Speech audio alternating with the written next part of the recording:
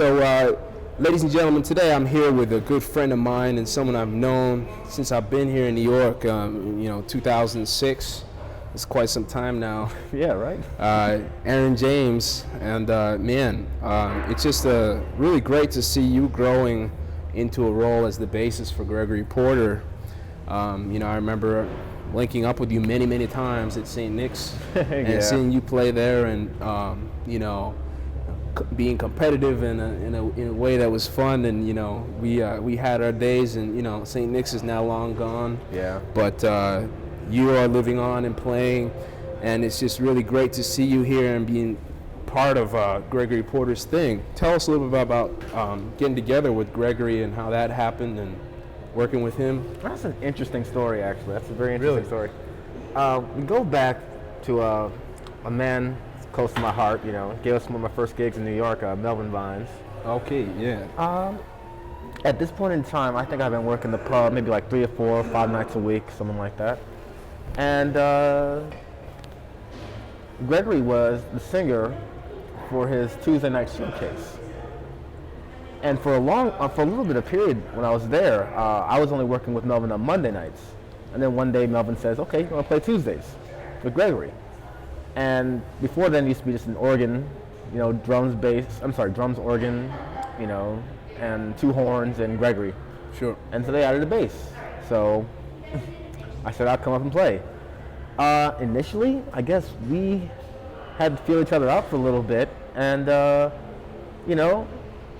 guess we kind of respected ourselves in our fields. It was like interesting. He was a great singer, still is a great singer, and I played bass as well as I possibly could. Man.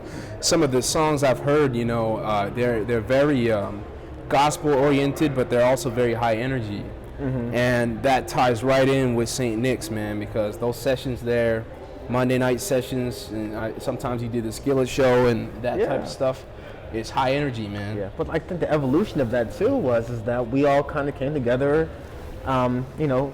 Greg could hang with us, because we weren't clowns in there. When it came down to music, you played it. Yeah, we played hard. We played very hard, and Greg sang hard, and I think that's a really big design for like what happened later, with the albums that came out, and because then one day it's a recording session, it's a trip to Japan real quick.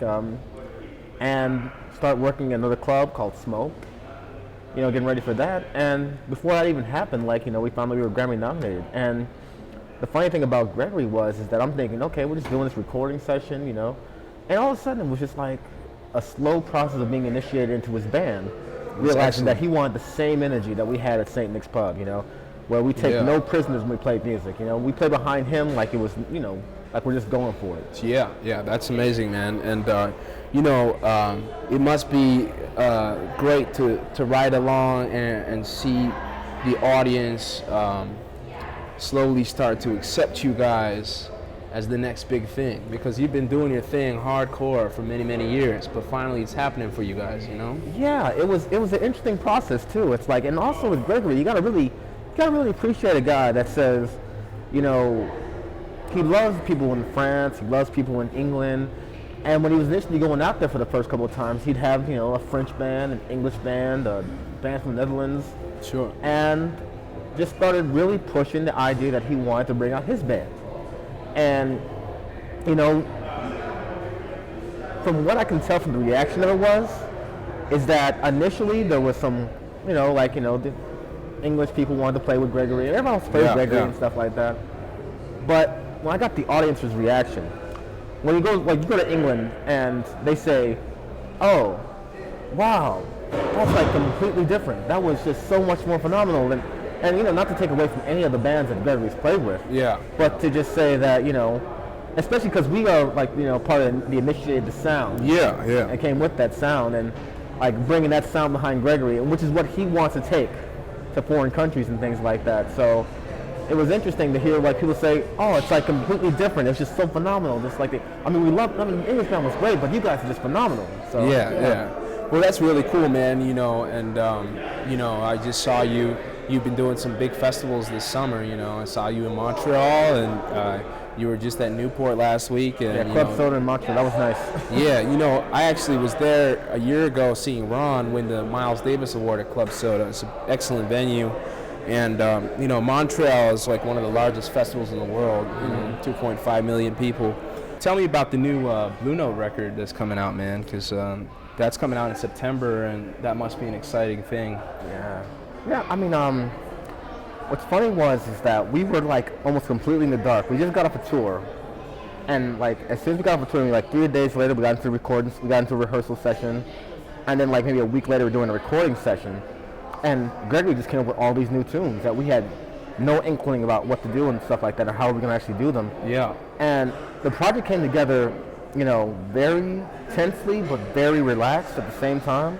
It was almost like, okay, just try to figure it out and then put it together, and everything kind of just came together, Mm-hmm. Like the concept is of, our title track is Liquid Spirit, and it's all about just, I guess, as Gregory puts it all the time, he says, unreroute the rivers, like he believes like, in society that somehow resources, like water is a basic resource, but like resources for education, resources for, basically like helping people with their own communities and things like that have been rerouted to people who don't really need these things. They have all these advantages and things like that. So, unreroute those rivers, and I think that's the base of the album comes on. I mean, the album comes about love, it comes about, spirit, Yeah. And, to be a part of that, sometimes it's like, it reflects in our playing sometimes, even the song, it gives me like a lot of leeway to play the bass on Liquid Spirit and other songs and things like that. So, I'm really happy. That's excellent, man. So, tell me one unique story you have working with Gregory around the world. Maybe a stressful event or something that just turned into an interesting story. Wow, that's a tough one. Because we have a lot, actually.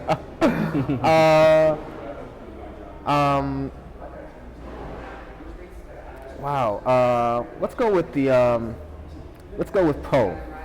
This is interesting. So we're in the south of France, and we traveled, to the airport, and we had to get picked up and everything like that. And we're driving, and Gregory, he's a very cautious person sometimes and stuff like that.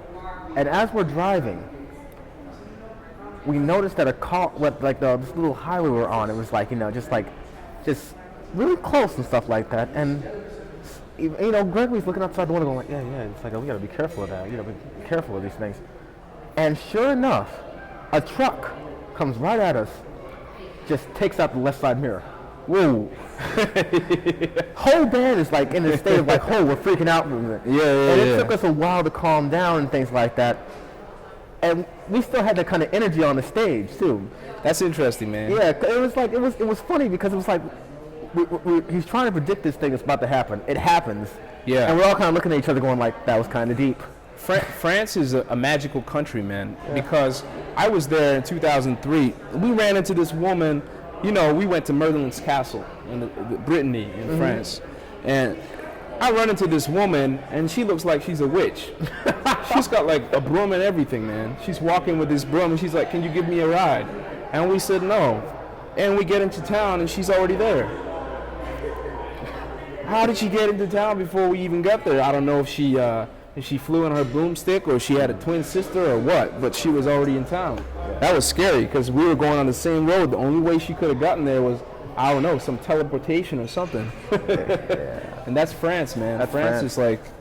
but I feel like, I think like I really show a lot of appreciation for Gregory because, like, I kind of put it together like about a while ago and I said, before I met Gregory, I think I'd been to maybe about 7, 8, 9 countries. Sure.